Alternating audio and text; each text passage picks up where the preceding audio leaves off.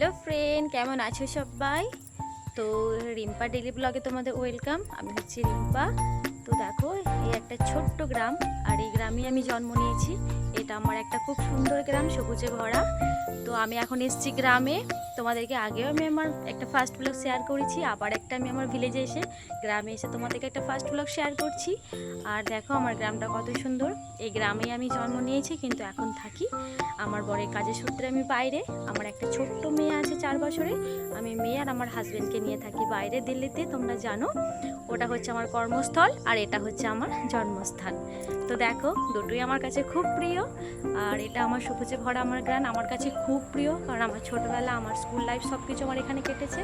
আর কতটা সুন্দর দেখো, এখন বৃষ্টি পড়েছে আর খুব ভালো লাগছে এই টাইমে এসে বাড়ি। পুরো সবুজে ঘেরা, পুরো বৃষ্টি। দেখো আমার গ্রামটা কতটা সুন্দর দেখতে, দেখো সবটা খুব সুন্দর গ্রাম। দেখো, তো আমার ব্লগ তোমাদের কেমন লাগে প্লিজ কমেন্টে জানিও। আর যদি কিছু ভুল হয় ফার্স্ট ব্লগে প্লিজ আমায় ক্ষমা করে দিও। আর প্লিজ তোমরা আমাকে সাপোর্ট করো, আমার পাশে থেকো প্লিজ। আর যাদের কাছে আমার ভিডিওগুলো পৌঁছাচ্ছে তাদেরকে অসংখ্য ধন্যবাদ। তোমরা অনেক ভালো থেকো আর আমাকে অনেক অনেক সাপোর্ট করো। Bye bye.